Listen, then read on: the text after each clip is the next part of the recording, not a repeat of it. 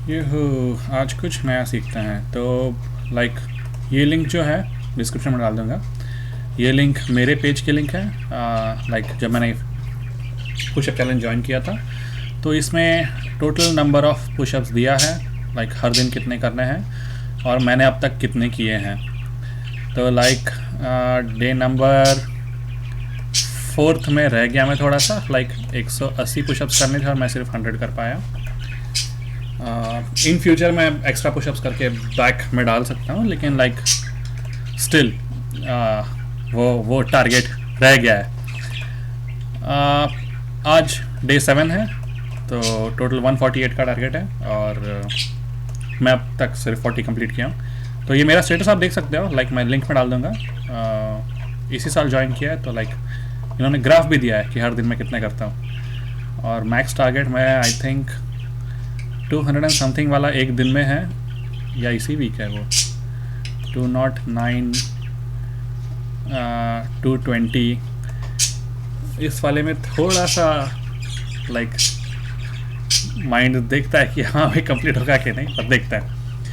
तो मेन हम लोग फोकस करते हैं अवेयरनेस के ऊपर। Definitely short revision. डे 1 में हमने सीखा कि कॉन्वर्जेशंस बहुत इंपॉर्टेंट है मेंटल हेल्थ के बारे में। दूसरा है कि भाई डेफिनेटली बाहर जाके सनशाइन लो, धूप में जलो मत, लेकिन थोड़ी सनशाइन लो 15 मिनट पर डे। डे 3 में हमने सीखा कि भाई सांस अंदर लो सांस छोड़ो, माइंडफुल ब्रीथिंग कितनी इंपॉर्टेंट है। डे 4 में हमने सीखा कि भाई लोनलीनेस किस तरह से इम्पैक्ट करती है ऑस्ट्रेलियंस को, और इंडिया में भी करती होगी, लेकिन like I am not sure उनकी अवेयरनेस कैंपेन है कि नहीं, लेकिन हाँ ऑल ओवर दुनिया में करती है। पर लाइक कंट्री जितनी डेवलप होती है आई थिंक वहाँ पे लोनलीनेस ज़्यादा बढ़ता है, ऐसा कुछ होगा रिलेशन।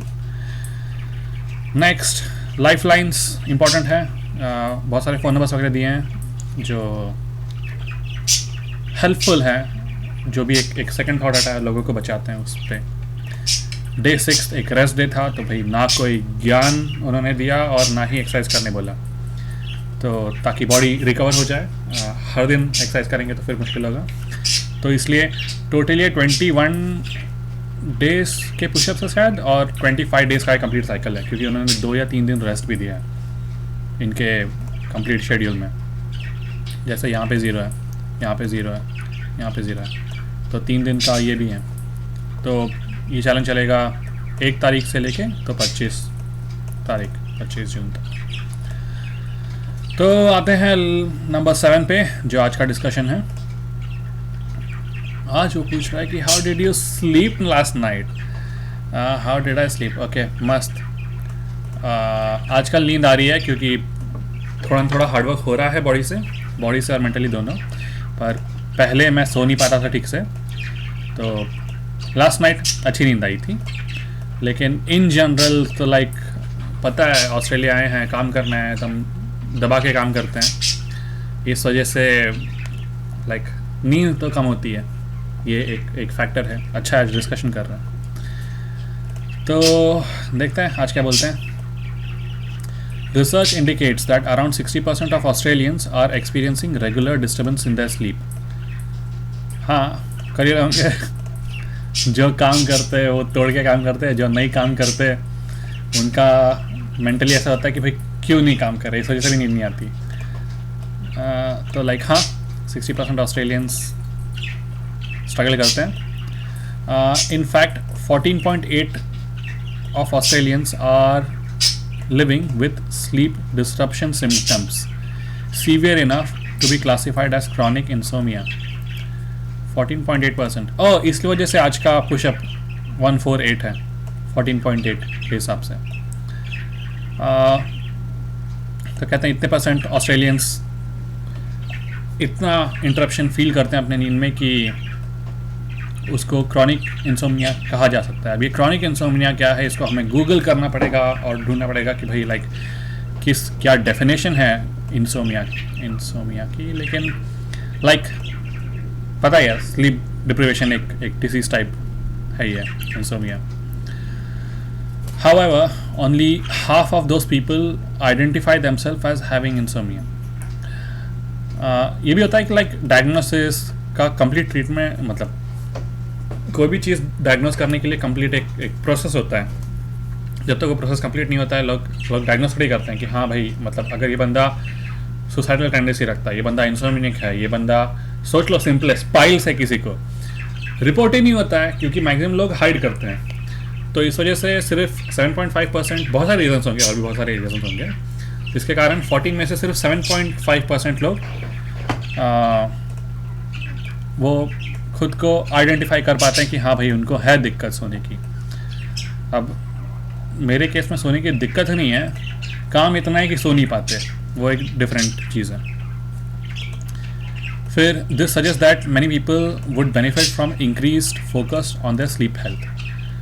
ओके, वैसे स्लीप हेल्थ का मेंटल हेल्थ से रिलेशन पता नहीं। There is a close relationship between how well we sleep and our mental health. Okay, पर लाइक कैसे मुझे नहीं पता। This relationship goes both ways. Poor sleep is associated with higher risk of developing mental health and many mental health conditions can lead to poorer sleep. ओह, ये उस story की तरह हो गया। कृष्णमूर्ति सर ने सोशल पढ़ाते हुए क्लास 6 या 7 में कहा था कि तेलुगु जो मैरिज वगैरह होती है तो उसमें एक बहुत ही फेमस मुहावरा है। वो कहते हैं कि अगर कोई बंदा पागल है तो लोग बोलते हैं कि इसकी शादी करा दो, इसका पागलपन ठीक हो जाएगा। और जो लड़की वाले हैं, मतलब ये लड़के वाले बोलते हैं कि भाई ये पागल की शादी करा दो तो उसका पागलपन ठीक हो जाएगा। और जो लड़की वाले हैं वो बोलते हैं कि लाइक इसका पागलपन ठीक करा दो तो हम लोग अपनी बेटी से उसका शादी करा देंगे। तो लाइक इस तरह से वो एक सर्कल चल जाता है कि भाई ये पागल अगर ठीक है तो उसकी शादी होगी, या दूसरे बोलते हैं कि शादी करा दो तो फिर वो पागलपन ठीक होगा। तो सेम, अगर हम लोग कम सो रहे हैं तो मेंटल इलनेस आती है, और बहुत सारे मेंटल इलनेस के कारण कम नींद आती है। तो लाइक वाइस वर्सा रिलेशनशिप है। We can all learn to practice better sleep behaviours to improve our sleep quality and duration. In general लोग बोलते हैं कि 7 से 8 घंटे सोया करो। अच्छी नींद तो भाई 9 से 10 घंटे की होती है, लेकिन हाँ 7 से 8 घंटे की होनी चाहिए। मैं आजकल सिर्फ 6 घंटे सोता हूँ, पता नहीं क्यों मैं खुद उड़ जाता हूँ, लेकिन लाइक मैं इन जनरल सिर्फ 6 या 7 घंटे सोता हूँ। मतलब कसम से कोई प्रेशर ना हो तो मैं आराम से 10 घंटे सो सकता हूँ, लेकिन लाइक आजकल मैं 6 घंटे में उड़ जाता हूँ। स्लीप हाइजीन, हमारा डॉक्टर भी बोलता है sleep hygiene, mindfulness, relaxation techniques have all been shown to have benefits. Okay, तो स्लीप हाइजीन क्या होती है? ये टर्म मुझे पता है इसलिए मैं बता रहा हूँ कि लाइक लाइट बंद करके सो, मतलब ताकि कम रोशनी हो तुम्हारी आंखों पे। सोने के पहले मोबाइल वगैरह मत देखो, क्योंकि मोबाइल में जो ब्लू कलर का रिफ्लेक्शन है या ब्लू लाइट्स होती है वो सोने को ट्रिगर नहीं करती हैं, वो एंटी स्लीपिंग एजेंट्स होती हैं। तो इसलिए सोने के आधे 1 घंटे पहले तक मोबाइल देखना या कोई भी स्क्रीन देखना बंद नहीं करना चाहिए। दूसरी चीज़ है कि भाई जो टेम्परेचर है वो कंफर्टेबल होना चाहिए अगले 8 घंटे के लिए, उस तरह से अपने को देख के सोना चाहिए। थोड़ी क्लीन एरिया में सोना चाहिए। फिर शोरगुल में नहीं सोना चाहिए। लाइक बेटर एक ऐसा प्लेस ढूंढो जहाँ पे तुम बिना आवाज़ के लाइक या बहुत ही मिनिमल आवाज़ से तुम सो सकते हो।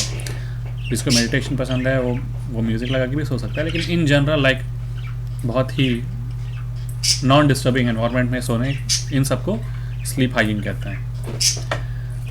तो like definitely sleep hygiene, mindfulness और रिलैक्सेशन टेक्निक्स ये स्लीप को क्वालिटी एंड क्वांटिटी दोनों इम्प्रूव करती है।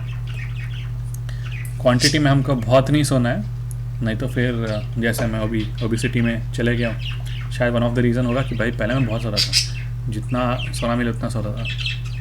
तो लाइक इस वजह से भी हेल्थ ख़राब होती है। लेकिन लाइक रेगुलेटेड आवर्स में हमको सोना चाहिए, और फिर लाइक टूट के नींद नहीं होनी चाहिए। एक कंटिन्यूस 8 घंटे की या 6 घंटे की, जो भी तुमको लगता है कंफर्टेबल, वैसे एक कंटिन्यूस क्वालिटी वाली स्लीप लेनी चाहिए। तो आज का दिन 7 दिन ख़त्म। कल मिलते हैं, कोई नया कुछ यहाँ पे पोस्ट होगा। वो देखने के लिए। और पुशअप्स तो चालू हैं। बाकी वीडियोस अगर देखना हो तो लाइक मैं एक प्लेलिस्ट बना दूंगा यूट्यूब पे, बाकी वीडियोस अपलोड करते रहना। तो मिलते हैं अगले वीडियो में, या अगले दिन, या अगले जन्म में, जो पहले मिल जाए। चलो बाय बाय।